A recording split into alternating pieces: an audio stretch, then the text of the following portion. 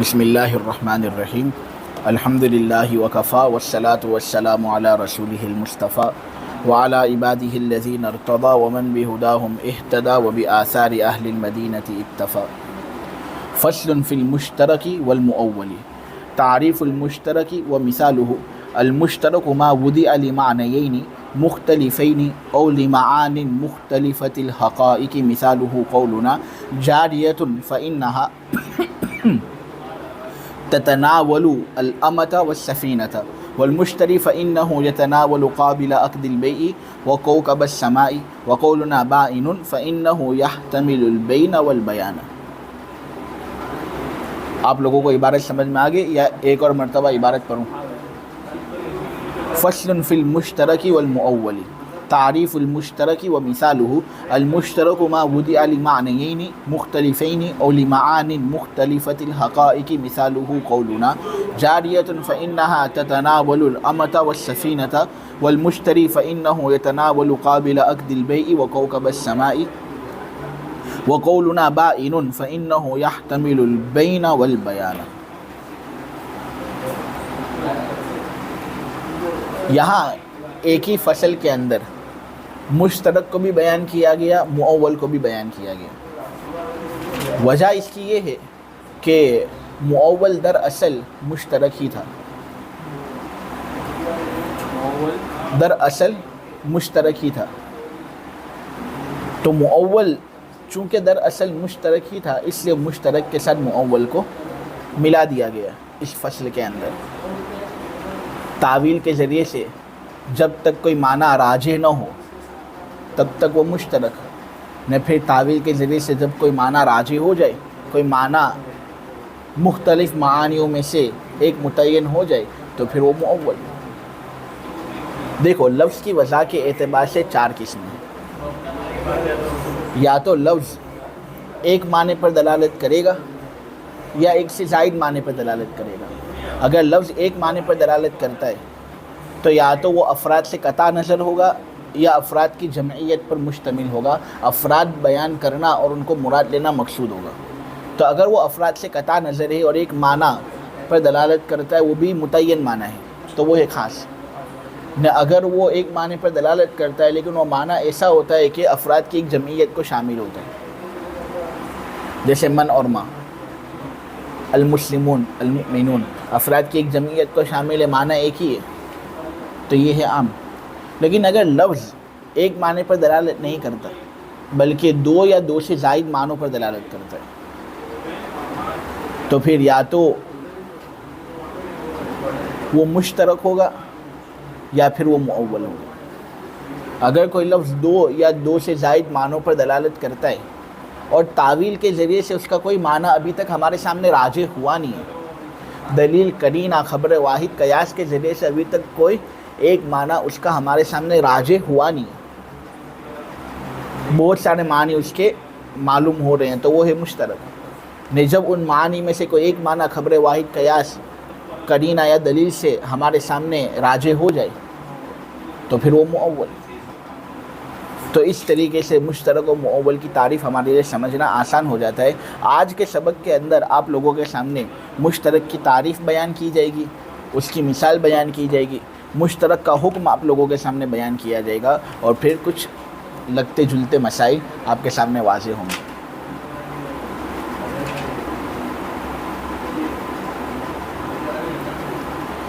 مشترک وہ لفظ ہے جو دو مختلف معنوں کے لیے وضع کیا گیا ہو یا چند مختلف معنوں کے لیے وضع کیا گیا ہو۔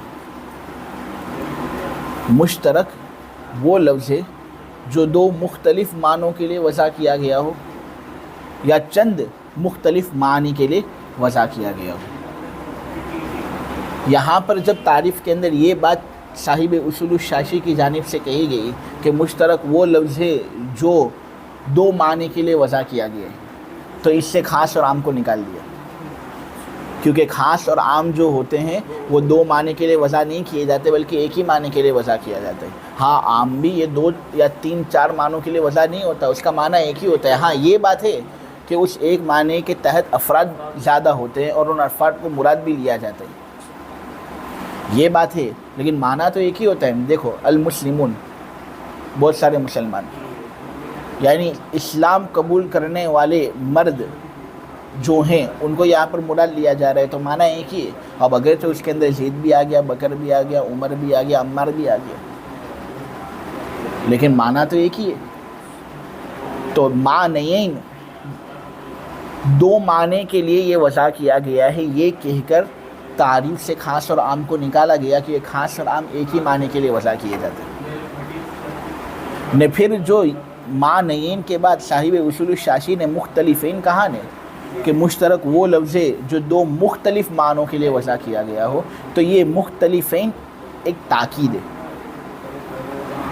کیونکہ دیکھو جب کوئی لفظ دو معنوں کے لیے وضع کیا گیا ہے تو وہ دو معنی مختلف ہی ہوں گے، ورنہ اگر وہ مختلف نہیں ہے تو پھر وہ دو معنی ایک ہی معنی ہو جائے گا. دو معنی ہیں تو مختلف تو ہوں گے ہی، لیکن مزید تاکید کے لیے، کیونکہ تعریف میں تاکید مقصود ہوتی ہے تاکہ مزید وضاحت ہو، اس لیے مختلفین کا لفظ بھی بڑھا دیا گیا. نے پھر آگے جا کر یہ بات کہی لمعان مختلفۃ الحقائق، چند مختلف حقیقت رکھنے والے معنی کے لیے بھی مشترک کو وضع کیا گیا. یعنی یہ مت سمجھنا کہ فقط دو مختلف حقیقت رکھنے والے معنی کے لیے جو لفظ وضع کیا گیا ہے وہ ہے مشترک، بلکہ مشترک وہ بھی ہے جو چند مختلف حقیقت رکھنے والے معنوں کے لیے وضع کیا گیا. اقل درجہ مشترک کا یہ ہے کہ وہ دو مختلف حقیقت رکھنے والے معنی کے لیے وضع کیا گیا ہے، لیکن اگر وہ چند مختلف حقیقت رکھنے والے معنی کے لیے بھی وضع کیا گیا ہو تب بھی وہ مشترک ہوگا. دو پر فقط مشترک کا معاملہ منحصر نہیں. لمعان مختلفۃ الحقائق کہہ کر اس بات کی طرف اشارہ کر دیا کہ مشترک کے اندر سب سے کم درجہ یہ ہے کہ وہ دو مختلف حقیقت رکھنے والے معنی کے لیے وضع کیا جاتا ہے. دو مختلف حقیقت رکھنے والے معنی کے لیے یہ وضع ہونا ہی چاہیے تو مشترک بنے گا. ہاں لیکن اس کا مطلب یہی نہیں کہ اگر وہ چند مختلف حقیقت رکھنے والے معنی کے لیے وضع کیا گیا ہے تو پھر وہ مشترک نہیں، بلکہ وہ بھی مشترک ہے.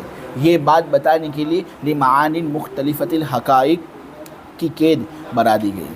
گویا مصنف رحمۃ اللہ علیہ نے جو تعریف ہمارے سامنے مشترک کی پیش کی ہے وہ بہت جامع معنی ہے.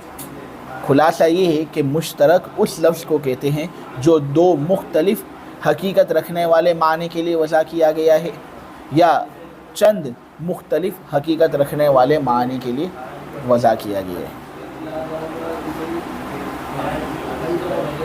جیسے اس کی مثال کے اندر ایک لفظ ہے جاریتن.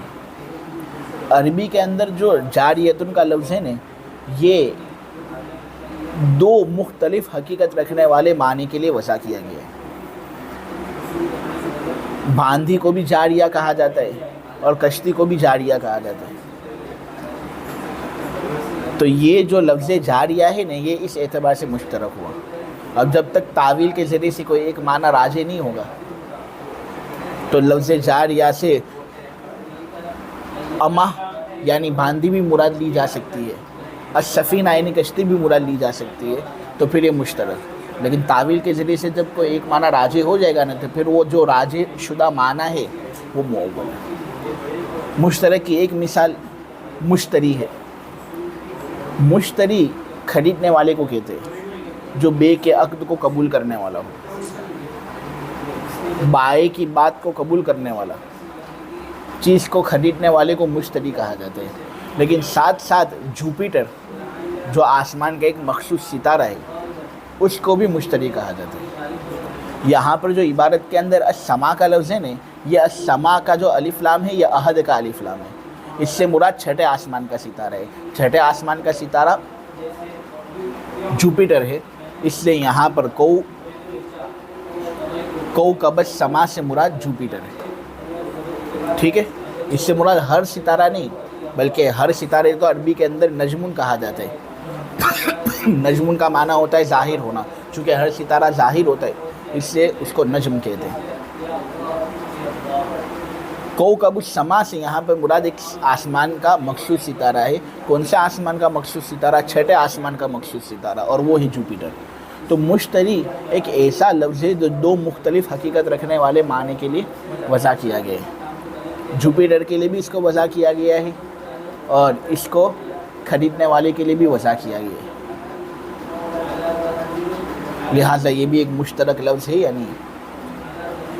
मुश्तरक अल्फाज में से एक लफ्ज़ बाइन भी है। बाइन इसमें फ़ाइल का सीगा है, ये बेन का भी एहतमाल रखता है, बयान का भी एहतमाल रखता है। बेन जो है ये बाब ज़रबा का मस्दर है जिसका माना होता है जुदा होना, और बयान ये भी बाब ज़रबा का मस्दर है, इसका माना होता है ज़ाहिर होना।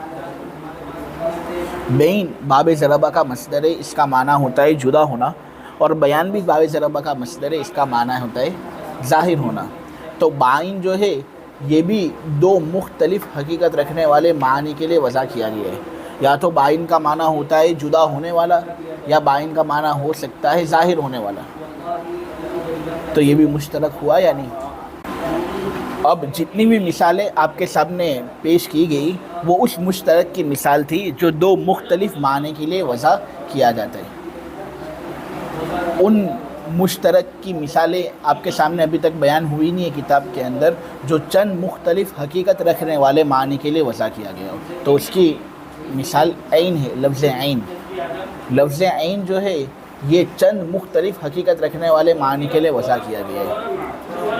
ऐन आग के लिए भी बोला जाता है, इसी तरह लफ्ज़ ऐन दरिया के लिए भी बोला जाता है, नहर के लिए। इसी तरह लफ्ज़ ऐन ज़ात के लिए भी बोला जाता है। लफ्ज़ ऐन गोल्ड और सोने के लिए भी बोला जाता है। इसी तरह लफ्ज़ ऐन सूरज के लिए भी बोला जाता है, और लफ्ज़ यही ऐन जासूस के लिए भी बोला जाता है। यानी देखो यहाँ पर एक लफ्ज़ है लफ्ज़ ऐन, लेकिन कितने सब मुख्तलिफ हकीकत रखने वाले मानी के लिए वज़ा किया गया है। तो ये सब मुश्तरक की मिसालें थी। खुलासा ये है कि मुश्तरक वो लफ्ज़ है जो दो मुख्तलिफ हकीकत रखने वाले मानी के लिए वज़ा किया गया है, या चंद मुख्तलिफ हकीकत रखने वाले मानी के लिए वज़ा किया गया है। इसकी मिसाल हमारा कौल जारियतुन है, बस यकीनन ये बांदी को शामिल होता है और कश्ती को भी शामिल होता है, और हमारा कौल मुश्तरी भी इसकी एक मिसाल है। यकीनन ये ख़रीदने वाले को शामिल होता है, निबे के कबूल करने वाले को शामिल होता है, और आसमान के सितारे को भी ये शामिल होता है, यानी जुपिटर। और हमारा कौल बाइन भी मुश्तरक की मिसालों में से एक मिसाल है। ये बेन यानी जुदाईगी का भी एहतमाल रखता है, और बयान यानी ज़ुहूर का भी एहतमाल रखता है। तो ये इबारत तर्जमा भी हो गया। हुक्मुल मुश्तरकी, हुक्मुल मुश्तरकी अन्नहु इज़ा तअय्यन अल-वाहिदु मुरादन बिही सकत एतबारु इरादती गैरिही, वलिहाज़ा अजमा अल-उलमाउ रहिमहुमुल्लाहु तआला अला अन्न लफ्ज़ल कुरूई अल-मज़कूर फ़ी किताबिल्लाहि तआला महमूलुन इम्मा अलल हैज़ी कमा हुआ मज़हबुना औ अलत तुहरी कमा हुआ मज़हबु शाफ़िई रहिमहुल्लाहु तआला। मुश्तरक का हुक्म क्या है? तो इस हुक्म के अंदर उलमाए अहनाफ और उलमाए शवाफ़ी के माबीन इख्तिलाफ़ वाक़ हुआ है। इमाम शाफ़ी और काज़ी अबू बकर बाकिल्लानी ये कहते हैं कि बैक वक्त मुतअद्दिद मानी मुश्तरक से मुराद लिए जा सकते हैं। इमाम शाफ़ी और काज़ी अबू बकर बाकिल्लानी रहिमहुमुल्लाहु ताला ये कहते हैं कि मुश्तरक से बैक वक्त मुतअद्दिद मानी मुराद लिए जा सकते हैं। इसको ये लोग उमूम मुश्तरक कहते हैं, और उनके यहाँ उमूम मुश्तरक जायज़ है। वो कहते हैं कलाम मुस्बत हो, कलाम मनफी हो, हमारे नज़दीक उमूम मुश्तरक की इजाज़त है, बशर्ते कि उन मानी में तज़ाद ना हो। वरना अगर मानी के अंदर तज़ाद है तो दलील से एक माना मुराद होगा, न कह दो। इमाम शाफ़ी और काज़ी अबू बकर बाकिल्लानी का मज़हब समझ में आया। एक और मरतबा आप लोगों के सामने मज़हब बयान करता हूँ। ये हज़रात ये कहते हैं कि मुश्तरक के मुतअद्दिद मानी होते हैं ना, उन मुतअद्दिद मानी को मुराद लिया जा सकता है एक ही वक्त में। कोई हरज नहीं है मुश्तरक के मुतअद्दिद मानी को मुराद लेना। बैक वक्त मुश्तरक के मुतअद्दिद मानी मुराद लिए जा सकते हैं। इसको उनके यहाँ उम्म मुश्तरक कहा जाता है। उम्म मुश्तरक इनके नज़दीक जायज़ है, यानी मुश्तरक से बैक वक्त मुतअद्दिद मानी को मुराद लेना उनके यहाँ उम्म मुश्तरक कहा जाता है, और ये उनके नज़दीक जायज़ है। ये कहते हैं हमारे नज़दीक जायज़ है उस वक्त जब मानी के अंदर तज़ाद ना हो। ورنہ اگر تضاد ہے معنی کے اندر تو پھر دلیل سے کوئی ایک معنی متعین ہو جائے گا اور دو معنی اس لفظ مشترک سے مراد ہم نہیں لے سکیں گے۔ لیکن اگر تضاد نہیں ہے معنی کے مابین تو عموم مشترک کرنا اور ایک مشترک سے بیک وقت متعدد معنی کو مراد لینا ہمارے نزدیک جائز ہوگا۔ وہ کہتے ہیں قرآن کے اندر ہے الم تر ان اللہ یسجد لہ من فی السماوات ومن فی الارض والشمس والقمر والنجوم والجبال والشجر والدواب وکثیر من الناس الی آخر۔ امام شافعی یہ کہتے ہیں کہ یہاں اس آیت کے اندر یہ بات بتائی گئی ہے کہ ذوی العقول بھی اللہ تبارک و تعالیٰ کے سامنے سجدہ کرتے ہیں اور غیر ذوی العقول بھی اللہ تبارک و تعالیٰ کے سامنے سجدہ کرتے ہیں۔ امام شافعی نے ایک آیت ہمارے سامنے پڑھی اور وہ آیت ہے الم تر ان اللہ یسجد لہ من فی السماوات ومن فی الارض والشمس والقمر والنجوم الی آخر۔ اس آیت میں یہ بات بتائی جا رہی ہے کہ ذوی العقول بھی اللہ کے سامنے سجدہ کرتے ہیں اور غیر ذوی العقول درخت ستارے وہ بھی اللہ تبارک و تعالیٰ کے سامنے سجدہ کرتے ہیں۔ امام شافعی کہتے ہیں کہ دیکھو یہاں پر سجدہ جو ہے یہ ایک مشترک لفظ ہے جو دو مختلف حقیقت رکھنے والے معنی کے لیے وضع کیا گیا ہے۔ سجدے کا ایک معنی ہوتا ہے پیشانی کو زمین پر رکھنا وضع الجبہۃ علی الارض، اور سجدے کا ایک معنی ہوتا ہے اظہار تذلل، عاجزی ظاہر کرنا، خاک سائری ظاہر کرنا، ہم کم وقت ہیں حقیر ہیں اس کو ظاہر کرنا، تذلل کو ظاہر کرنا۔ سجدے کا ایک معنی یہ ہے۔ امام شافعی کہتے ہیں سجدہ مشترک لفظ ہے، اس کے دو معنی ہیں۔ ایک معنی ہے پیشانی کو زمین پر رکھنا اور اس کا ایک دوسرا معنی ہے اظہار تذلل یعنی عاجزی ظاہر کرنا۔ امام شافعی کہتے ہیں کہ پیشانی کو زمین پر رکھنا اور عاجزی ظاہر کرنا یہ دو معنی ایسے ہیں جو اگرچہ الگ الگ حقیقت رکھتے ہیں لیکن پھر بھی ان کے مابین تضاد نہیں ہے۔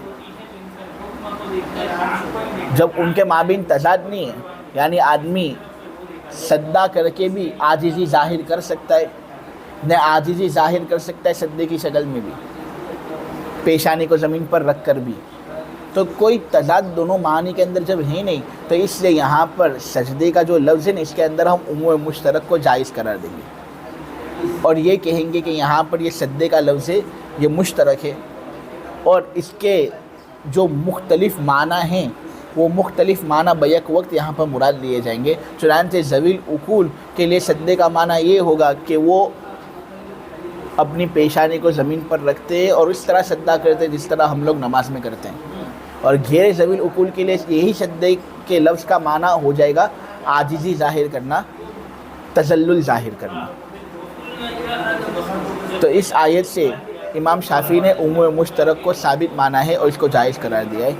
ہم احناف مشترک کا حکم بیان کرنے کے سلسلے میں کچھ الگ روش اختیار کرتے ہیں۔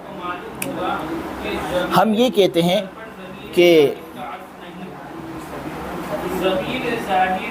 مشترک کا حکم یہ ہے کہ جب ایک معنی کسی دلیل یا قرینے سے یا قیاس یا خبر واحد سے مراد ہو کر متعین ہو جائے تو پھر اس معنی کے علاوہ کو اسی وقت کے اندر مراد لینے کا اعتبار ساقط ہو جائے گا، اور مشترک کا ایک ہی معنی مراد ہوتا ہے، ایک وقت کے اندر چند مختلف معنی کو ہم مراد نہیں لے سکتے۔ احناف کا نظریہ اور احناف کا مذہب کیا ہے کہ کسی دلیل یا کسی قرینے سے، کسی قیاس یا کسی خبر واحد سے جب مشترک کے متعدد معنی میں سے کوئی ایک معنی متعین ہو جائے تو پھر بقیہ معنی کا مراد ہونا اسی وقت کے اندر جائز نہیں ہوتا۔ ایک وقت کے اندر مشترک اپنے متعدد معنی پر دلالت نہیں کر سکتا، ایک معنی پر ہی دلالت کرے گا، متعدد معنی پر وہ دلالت نہیں کر سکتا۔ یعنی عموم مشترک جس کو امام شافعی نے بیان کیا نا کہ بیک وقت مشترک سے متعدد معنی مراد لیے جا سکتے ہیں، احناف کے یہاں اس کی اجازت نہیں، یعنی احناف کے یہاں بیک وقت مشترک سے متعدد معنی مراد نہیں لیے جا سکتے۔ احناف یہ کہتے ہیں کہ دیکھو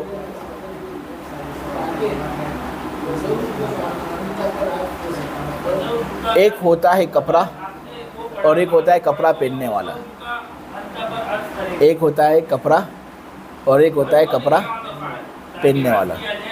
ایک ہی کپڑا ہے اور پہننے والے بہت سارے ہیں، تو کیا ایک کپڑے کو مکمل طور پر کامل طریقے سے متعدد لوگ پہن سکتے ہیں؟ تو ایک لفظ سے متعدد معنی کس طرح مراد لیے جا سکتے ہیں؟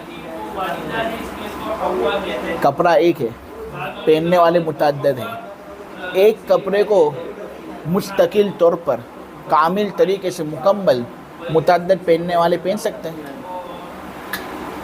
پہننے جائیں گے تو کپڑا پھٹ جائے گا۔ تو ایک لفظ سے متعدد معنی ایک وقت میں کس طرح مراد لیے جا سکتے ہیں؟ لفظ کپڑے کی طرح ہے، معنی کپڑا پہننے والے کی طرح ہے۔ کپڑا ایک ہو تو پہننے والا بھی ایک ہوگا، تو لفظ ایک تو معنی بھی ایک۔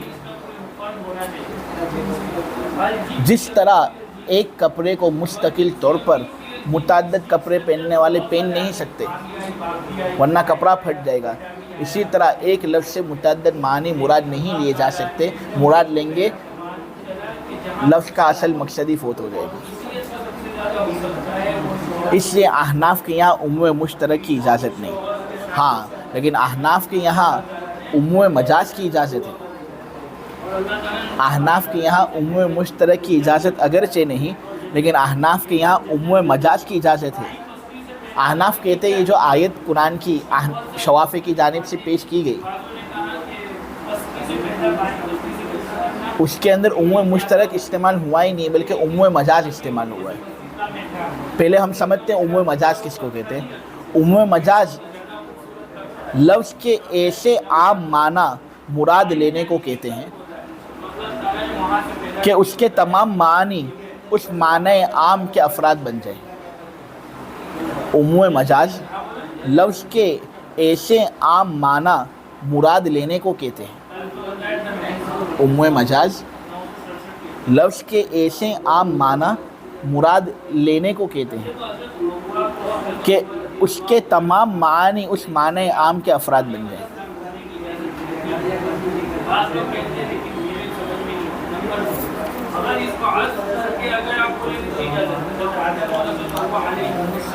ایک اور مرتبہ کہوں، عموم مجاز لفظ کے ایسے عام معنی مراد لینے کو کہتے ہیں کہ اس کے تمام معنی اس معنی عام کے افراد بن جائیں۔ یعنی مشترک کے اندر عموم مشترک کی تو اجازت نہیں ہے، لیکن عموم مجاز کی اجازت ہے۔ مشترک کے جو مختلف معنی ہیں نا، سجدے کا ایک معنی ہوتا ہے پیشانی کو زمین پر رکھنا، سجدے کا دوسرا معنی ہوتا ہے عاجزی ظاہر کرنا،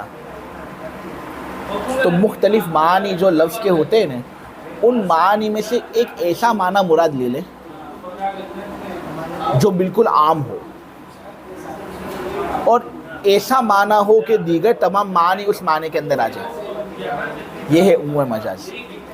یعنی ہم یہ کہتے ہیں کہ جو آیت کے اندر سجدے کا لفظ آیا ہے، أَلَمْ تَرَ أَنَّ اللَّهَ يَسْجُدُ لَهُ مَنْ فِي السَّمَاوَاتِ وَمَنْ فِي الْأَرْضِ وَالشَّمْسُ وَالْقَمَرُ وَالنُّجُومُ إِلَىٰ آخِرِ۔ اس کے اندر جو سجدے کا لفظ آیا ہے، ہم نے سجدے کا ایک ایسا معنی عام مراد لیا ہے کہ اس معنی عام کے اندر دیگر جتنے معنی اس لفظ کے آتے تھے نا وہ سب آ گئے۔ تو پھر جتنے معنی تم کو مراد لینے ہو، جو سا ہی معنی تم کو مراد لینا ہو مراد لے لو، کیونکہ وہ سب ایک ہی معنی کے تحت آ رہے ہیں۔ تو لفظ کے متعدد معنی ہوئے ہی نہیں، لفظ کا ایک ہی معنی ہوا جس معنی کے اندر متعدد معنی آ رہے ہیں۔ چنانچہ ہم نے کہا کہ یہاں پہ جو سجدے کا لفظ ہے نا، اس سجدے کا معنی ہوتا ہے اطاعت، انقیاد، یعنی جتنے بھی ذوی العقول ہیں وہ سب اللہ کی اطاعت کرتے ہیں، اور جتنے بھی غیر ذوی العقول ہیں وہ سب اللہ کی انقیاد کرتے ہیں، اللہ کی اطاعت کرتے ہیں۔ اب غیر ذوی العقول اللہ کی اطاعت کس طرح کرتے ہیں؟ आजिज़ी को ज़ाहिर कर के। वो अपने सर झुकाते नहीं हैं क्योंकि उनके सर है ही नहीं, वो इताअत करते अपने एतबार से, और ज़वील उकुल इताअत करते अपने एतबार से। वो सजदे में अपने सर को झुकाते हैं, पेशानी को ज़मीन पर रखते हैं। तो दोनों मानी इताअत के अंदर आ गई या नहीं? हम कहते हैं यहाँ पर माना एक ही है, वो इताअत, लेकिन वो तमाम मानी को ले लेता है अपने अंदर, तो ये उम्म मजाज हुआ। एक लफ्ज़ के मुतअद्दिद मानी अपने ने मुराद नहीं लिए, लिहाजा हमारे नज़दीक उम्म मुश्तरक की इजाज़त नहीं, लेकिन उम्म मजाज की इजाज़त है। जो आयत तुमने तुम्हारे इस्तिलाल के अंदर पेश की, उस आयत के अंदर उम्म मुश्तरक का जवाज़ है ही नहीं, बल्कि उस आयत के अंदर तो उम्म मजाज बयान हुआ है। लिहाजा तुम्हारा ये कहना कि एक लफ्ज़ मुश्तरक से बैक वक्त मुतअद्दिद मानी मुराद लिए जा सकते, ये सही नहीं। अहनाफ का मज़हब और अहनाफ का हुक्म ये है कि एक मुश्तरक लफ्ज़ से बैक वक्त मुतअद्दिद मानी मुराद नहीं लिए जा सकते, बल्कि जब एक माना किसी दलील या करीने से मुराद होकर मुतय्यन हो जाएगा, तो फिर उस माने के अलावा को उसी वक्त में मुराद लेने का एतबार साकित हो जाएगा। इसी वजह से तो उलमा का इजमा है कि वल मुतल्लक़ातु यतरब्बस्ना बिअन्फुसिहिन्ना सलासता कुरू के अंदर कुरू का माना या तो तोहर होगा, जैसा कि इमाम शाफी का मज़हब है, या कुरू का माना होगा हेज़, जैसा कि ये इमाम अबू हनीफ़ा का मज़हब है। ऐसा नहीं हो सकता है कुरू का माना एक वक्त में हेज़ भी हो और तोहर भी हो। या तो हेज़ माना होगा जैसा कि ये हमारा मज़हब है, या तोहर वाला माना मुराद होगा जैसा कि इमाम शाफी का मज़हब है। कुरू का माना तोहर लिया जाएगा, इसकी क्या दलील? कुरू का माना हेज़ लिया जाएगा, इसकी क्या दलील? ये सब माक़बले के अंदर बहस हो चुकी। मुख्तसरन आप लोगों के सामने बयान कर देता हूँ कि हम कुरू से हेज़ वाला माना मुराद लेते, इसलिए कि किताबुल्लाह के खास पर अमल करना उसी वक्त मुमकिन होगा जब कुरू से मुराद हेज़ लिया जाए, वरना अगर कुरू से मुराद तोहर लिया जाए तो फिर इस सूरत में किताबुल्लाह के खास पर कमी ज़्यादती होगी जो मुनासिब नहीं।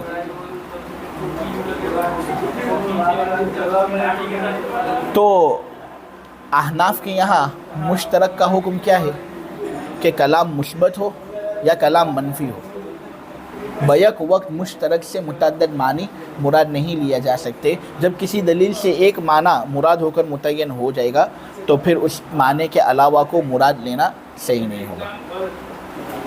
लेकिन तहकीक की बात यह है कि अहनाफ में से बाज़ उलमा ऐसे हैं जो इस बात की तरफ गए हैं, जिन्होंने अपना मज़हब ये ज़ाहिर किया है कि कलाम मुस्बत के अंदर उम्म मुश्तरक की इजाज़त नहीं है, लेकिन कलाम मनफी के अंदर उम्म मुश्तरक की इजाज़त है। यानी जब कलाम मनफी हो, उसके अंदर नफ़ी बयान हुई हो, किसी चीज़ का न होना बयान किया गया हो, तो उसके अंदर अगर मुश्तरक से मुतअद्दिद मानी मुराद लेने हो और वो मानी ऐसे हो कि उनके माबीन तज़ाद न हो, तो फिर उम्म मुश्तरक की इजाज़त है। यानी अहनाफ का आम नज़रिया और आम मज़हब तो ये है कि मुश्तरक से बैक वक्त मुतअद्दिद मानी मुराद नहीं लिए जा सकते, यानी उम्म मुश्तरक की इजाज़त नहीं है, खा कलाम मुस्बत हो खा कलाम मनफी हो। लेकिन तहकीक से ये बात मालूम हुई कि बाज़ उलमाए अहनाफ का मज़हब ये है, और ये बात सही भी मालूम होती है, कि उम्म मुश्तरक कलाम मनफी में जायज़ है, अगरचे कलाम मुस्बत में उसकी इजाज़त नहीं, बशर्ते कि उसके मानी के माबिन तज़ाद न हो। जैसे आदमी कहता है, कसम खाता है, ला उकल्लिमु मवाली फ़ुलानिन, ला उकल्लिमु मवाली फ़ुलानिन, वो कसम खाता है और कहता है वल्लाहि ला उकल्लिमु मवाली फ़ुलानिन, मैं अल्लाह की कसम खाता हूँ कि मैं फ़ुला के मवाली के साथ बातचीत नहीं करूँगा। अब पहले तो आप ये बात समझ लो कि मवाली जो है ये मुश्तरक लफ्ज़ है, ये मौला की जमा है, और मौला एक मुश्तरक लफ्ज़ है, दो माने के लिए आता है। आज़ाद करने वाले को भी मौला कहते हैं, मौला आला, और आज़ाद किए हुए को भी मौला कहते हैं, मौला असफल।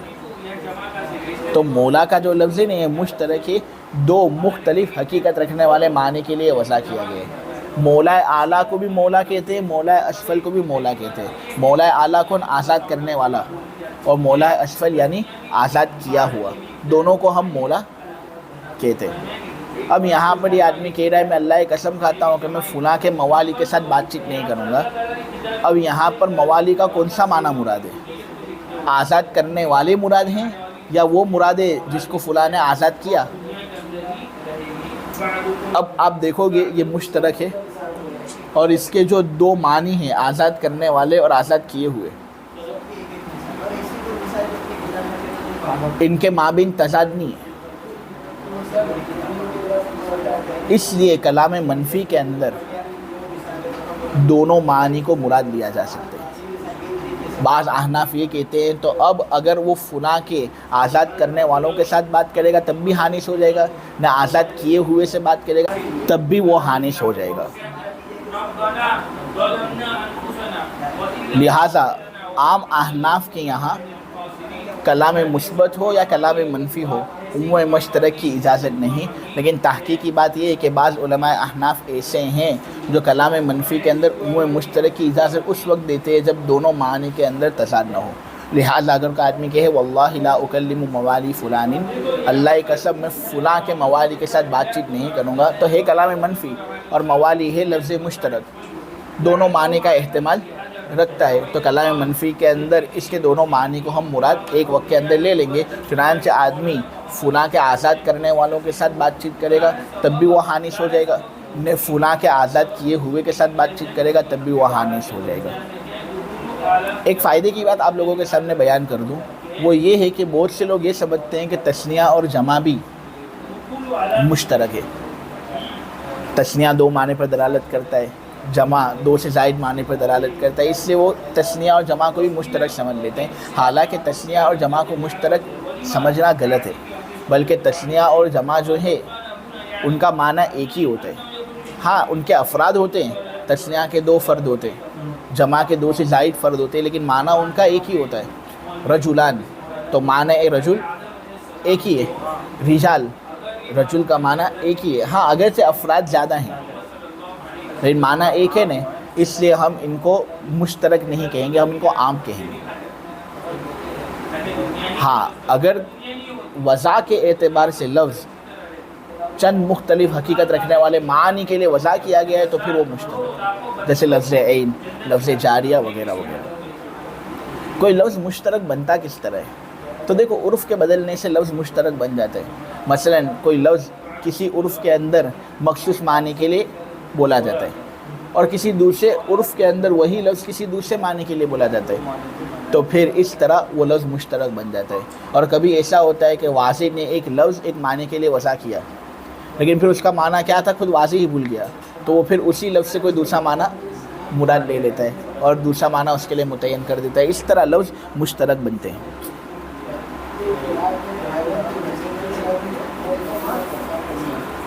ترجمہ میں آپ لوگوں کے سامنے کر لوں۔ مشترک کا حکم، مشترک کا حکم یہ ہے کہ جب ایک معنی کسی دلیل یا قرینے سے مراد ہو کر متعین ہو جائے، مشترک کا حکم یہ ہے کہ جب ایک معنی کسی دلیل یا قرینے سے مراد ہو کر متعین ہو جائے تو اس کی وجہ سے اس معنی کے علاوہ کو مراد لینے کا اعتبار ساکت ہو جائے گا۔ جب کوئی ایک معنی متعین ہو جائے تو پھر اس معنی کے علاوہ کو ایک ہی وقت کے اندر مراد لینے کا اعتبار ساکت ہو جائے گا۔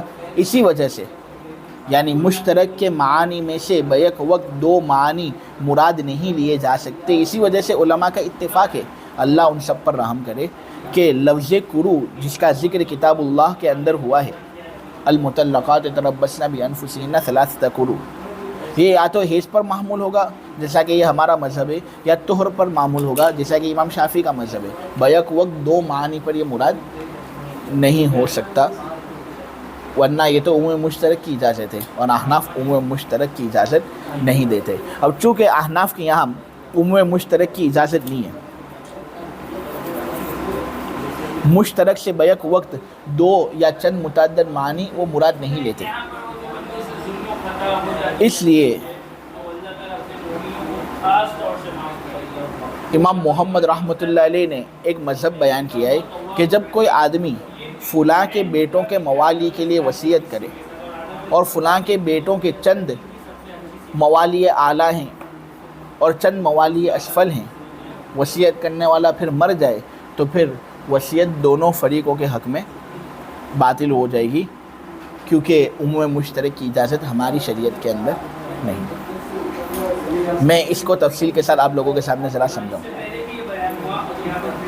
دیکھو خصوصاً مثبت کلام کے اندر تو عموم مشترک کی اجازت احناف نہیں دیتے ہیں، منفی کلام کے اندر بعض علماء احناف کا تحقیقی مذہب یہ ہے کہ عموم مشترک کی اجازت ہے، لیکن مثبت کلام کے اندر تو عموم مشترک کی اجازت نہیں۔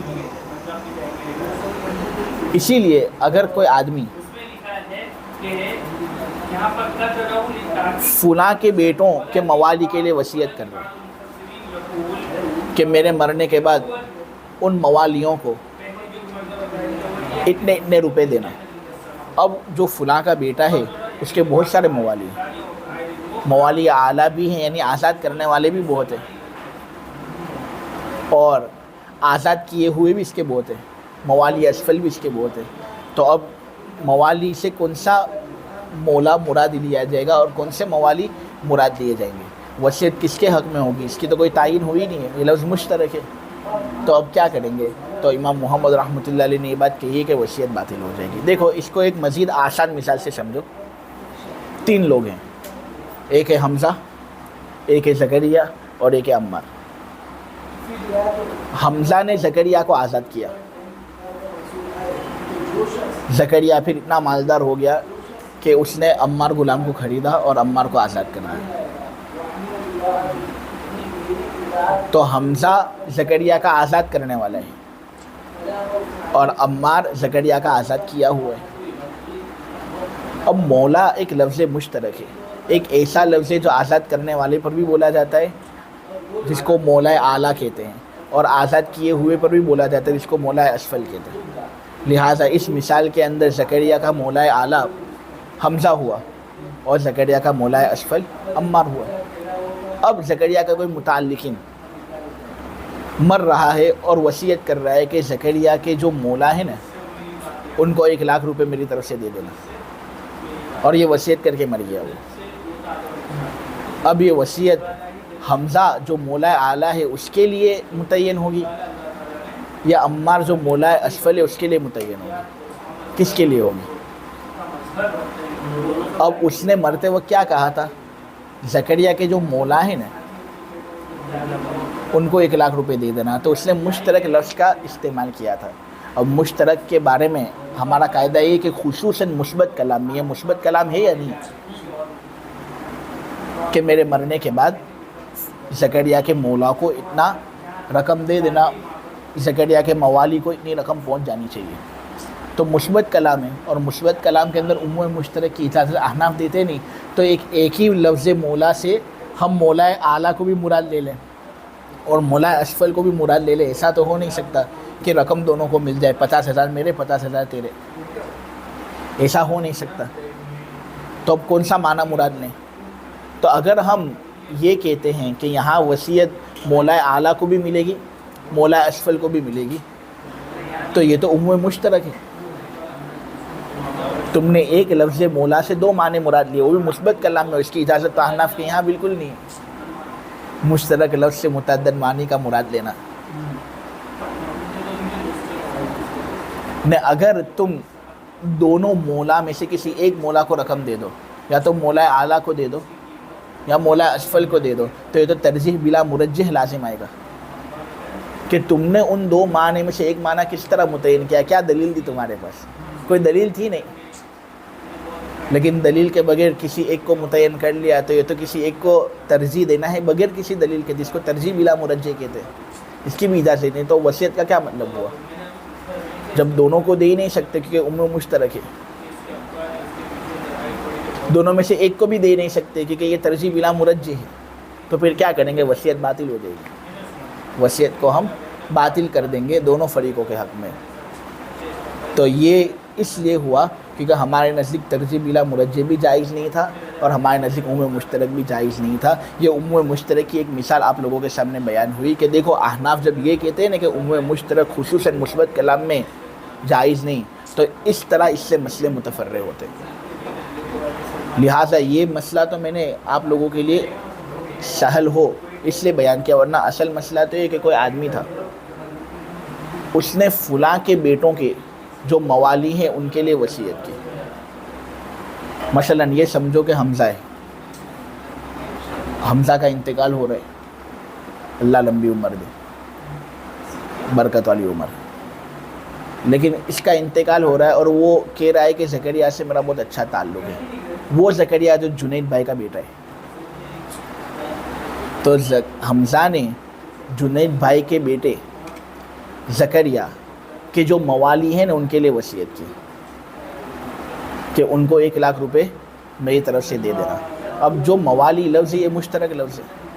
اس سے کیا موالی اعلیٰ مراد ہیں زکریا کے، یا موالی اسفل مراد ہیں جن کو زکریا نے آزاد کیا، یا جو زکریا کو آزاد کرنے والے کون مراد ہیں؟ تو اگر ہم دونوں کو مراد لیتے ہیں تو عموم مشترک، اس کی اجازت نہیں. دونوں میں سے ایک مراد لیتے تو ترجیح بلا مرجح، اس لیے وصیت کو کیا کر دیں گے ہم؟ باطل کر دیں گے. کسی کو بھی ہم پیسے دیں گے نہیں، رقم دیں گے نہیں، وہ وصیت جو ہے باطل ہو جائے گی. اب وراثتاً میراث کے اندر اس کی تقسیم جاری ہوگی. پوری بات سمجھے؟ لیکن بہت سے علماء ایسے ہیں جو یہ کہتے ہیں وصیت کو ہم باطل نہیں کریں گے، بلکہ موالی اعلیٰ کو ہم وصیت دے دیں گے، موالی اسفل کو ہم رقم نہیں دیں گے. امام ابو یوسف کا ایک قول اسی بات پر ہے، اور بہت سے علماء ایسے ہیں جنہوں نے اس قول پر فتویٰ دیے.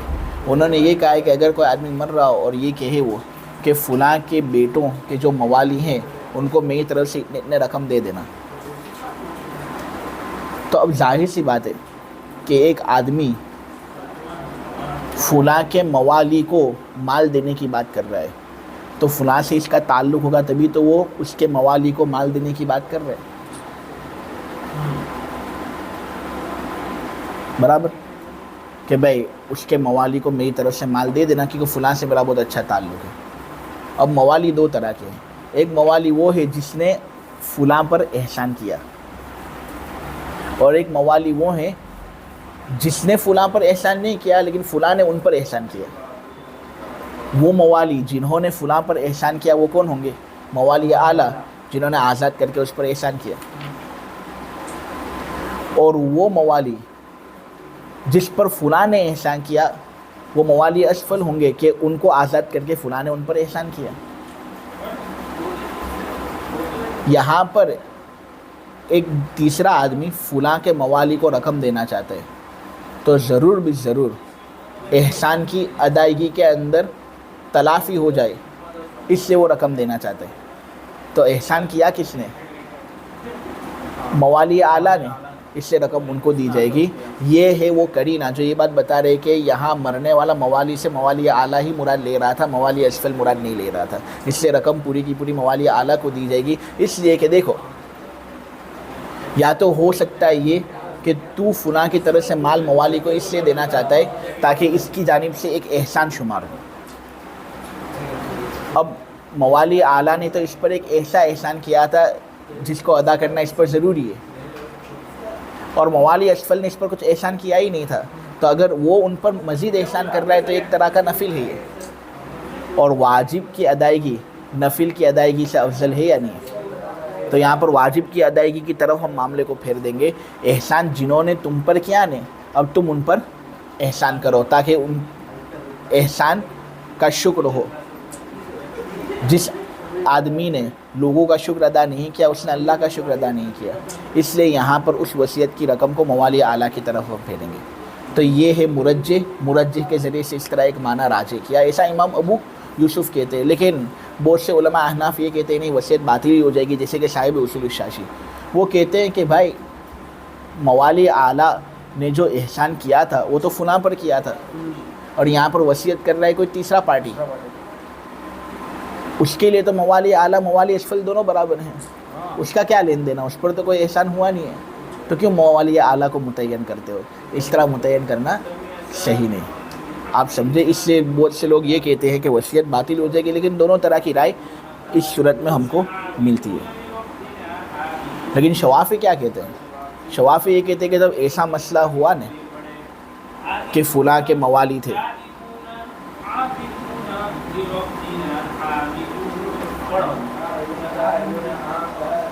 اور کسی تیسرے آدمی نے فلاں کے موالی کے لیے وصیت کی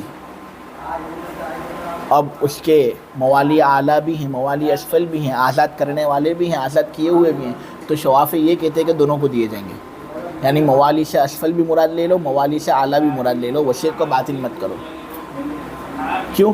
کیونکہ ان کے نزدیک عموم مشترک کی اجازت ہے، وہ مشترک سے بیک وقت متعدد معنی کو مراد لے سکتے ہیں، لہٰذا انہوں نے موالی کے متعدد معنی مراد لیے، مولا اعلیٰ بھی مراد لے لیا، مولا اسفل بھی مراد لے لیا، اور اس نتیجے پر پہنچے کہ دونوں کو دی جائے گی۔ اور ایک قول ان کا توقف کا بھی ہے کہ جب تک مصالحتاً کوئی بات ان کے مابین طے نہیں ہو جاتی تب تک نہیں دیں گے، جب طے ہو جاتے تو پھر دونوں کو دے دیا جائے گا، جتنا حصہ جس کو جتنا لینا ہو، باہم مصالحت سے دونوں یہ بات طے کریں گے۔ لیکن امام شافعی پر رد ہمارا اسی طرح ہوگا کہ یہاں پر تم نے دونوں کے لیے وصیت کو نافذ قرار دیا تو عموم مشترک کو جائز کر کے دیا ہے، اور مشترک کا عموم یہ بالکل ہمارے نزدیک جائز نہیں۔ کپڑا ایک ہو تو کپڑا پہننے والے ایک سے زائد نہیں ہو سکتے، بلکہ متعدد اگر ہوں تو کپڑا پھٹ جائے گا۔ کپڑا ایک ہو تو پہننے والا ایک، لفظ ایک تو معنی بھی ایک۔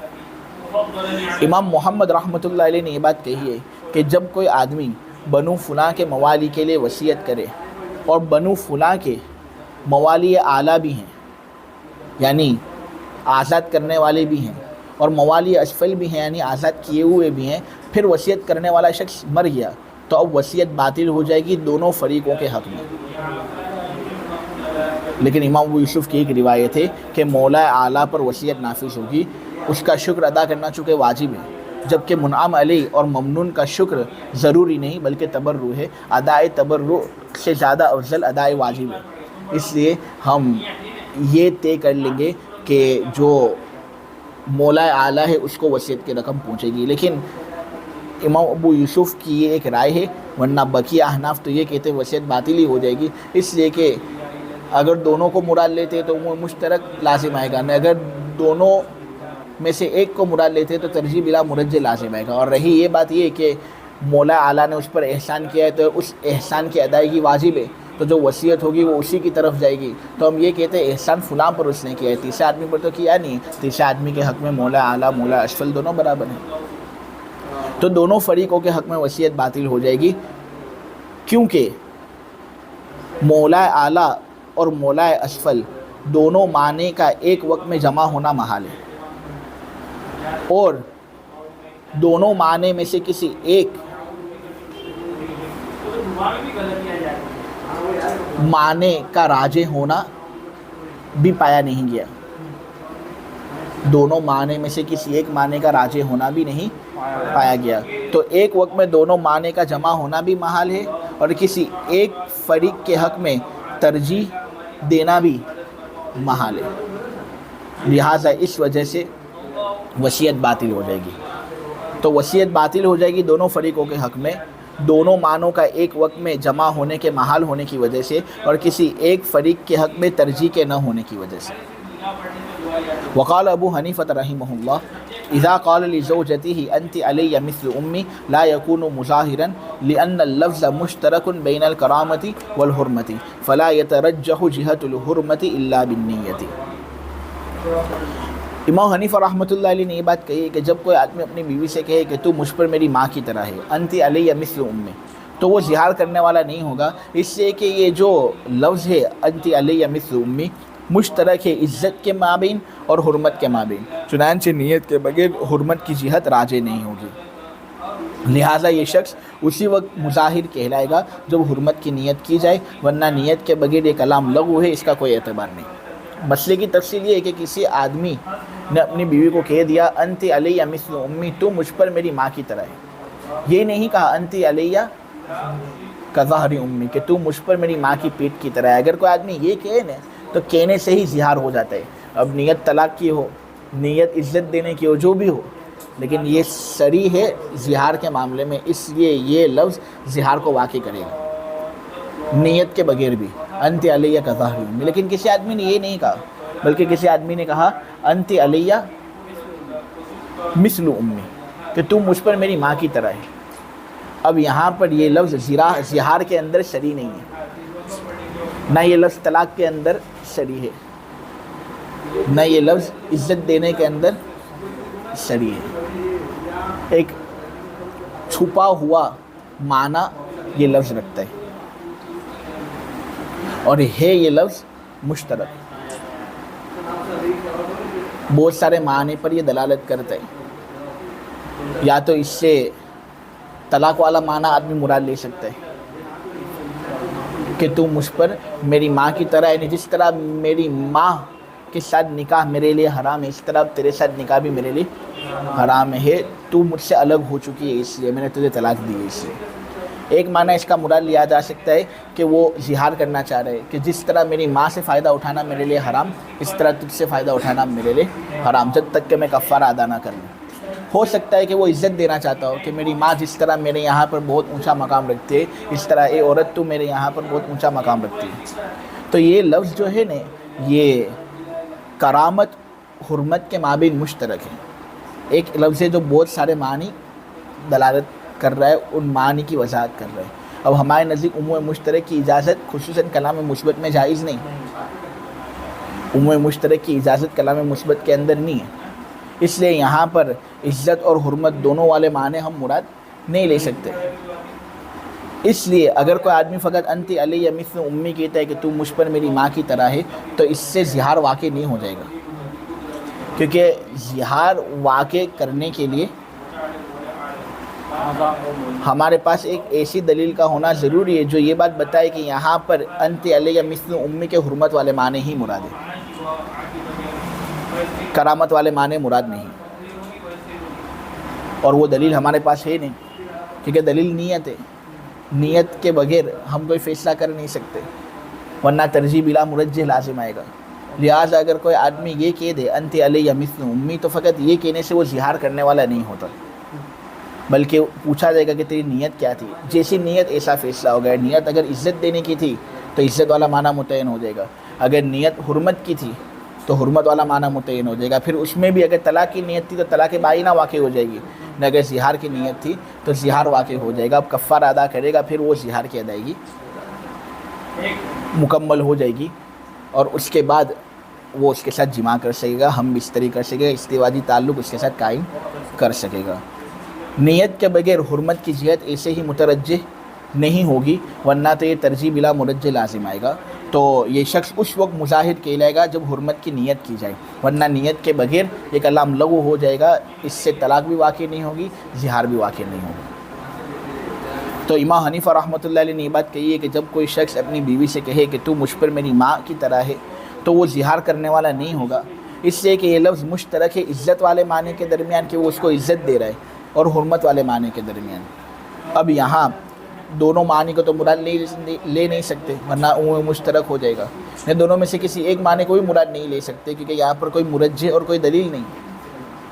लिहाजा हुर्मत की जिहत इस तरह राजे नहीं होगी बगैर नीयत के। हाँ, नीयत है तो ये मुरज्जिह और दलील पाई गई, फिर उससे जो भी माना मुराद लेना हो माना मुराद ले लेंगे, और जो माना वो मुराद लेता है इस एतबार से हुक्म मुरतब होगा।